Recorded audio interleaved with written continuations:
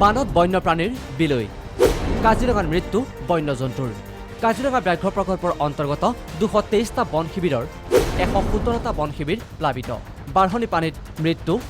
এটা গড় এটা দল হৰিণ এটা বন গাহৰি 15টা ছাগলী পহুকে ধৰি মুঠ 18 বন্যজন্তু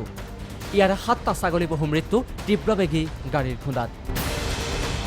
কাজিৰঙা টাইম কাৰ্ড প্ৰৱৰ্তনৰ পাছতো একাংশই নিয়ম নমনাৰ বাবেই মৃত্যুমুখত পৰিছে বন্যপ্ৰাণী ইপিনে বিশ্বনাথ ঘাট ৰেঞ্জত জীৱশ্ৰেষ্ঠৰ হাতত মৃত্যু এটি হৰিণাৰ বন বিভাগে মাংসসহ আটক কৰে বিশ্বজিৎ বৰুৱা অকণমান বৰা নামৰ 2 দুষ্কৃতিকাৰীক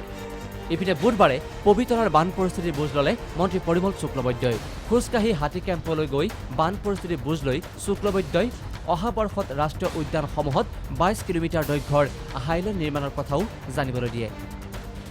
যেতিয়া বানপানী হয় তেতিয়া হাইলেণ্ড আমাৰ বহুত কামত আহে আমাৰ ৱাইল্ড লাইফৰ কাৰণে তো আমাৰ কাজিৰঙাত বা ইয়াতো হাইলেণ্ড আছে আমাৰ ৰুটকাম হাইলেণ্ড এটা আছে আৰু কিছুমান সৰু সুৰা হাইলেণ্ড আমাৰ ইয়াতে আছে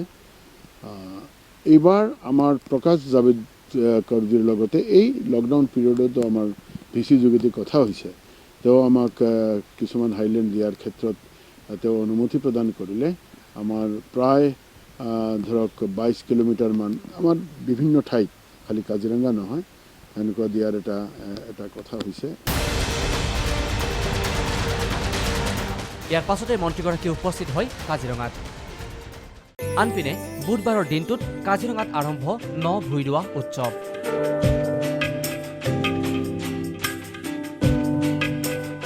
কাজিৰঙা অৰ্কিড উদ্যান তৰফৰ পৰা তৃতীয় বৰ্ষৰ বাবে অনুষ্ঠিত হয় এই উৎসৱ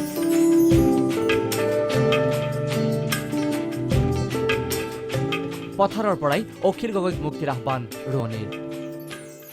যিজন মানুহে অসমৰ যি জৈৱ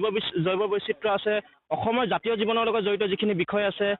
অসমৰ আটাইতকৈ ডাঙৰ যি আমাৰ ধানৰ চহকী ভঁৰালটো কাজিৰঙা অৰ্কিড উদ্যানতে আছে গতিকে এইসমূহ বিষয় চাই পিনে আচলতে যিজন মানুহক মাওবাদী সজাব লৈছে যিজন অসমীয়াই নিজৰ জীৱন ত্যাগ কৰি পিনে অহুপুৰুষাৰ্থ কৰি পিনে গোটেই জীৱনটো তেওঁৰ ৰাজপথতে কটালে গোটেই অসমীয়া জাতিটোৰ কাৰণে সমৰ্পণ কৰিলে সেই মানুহজনক মাওবাদী সজাই পিনে আচলতে কাৰাবন্দী কৰা বিষয়টো আচলতে লজ্জাজনক বিষয় আমি সৰ্বানন্দ সোণোৱালক আহ্বান জনাইছোঁ আপুনি এবাৰ অৰ্কিড উদ্যানলৈ আহি চাওক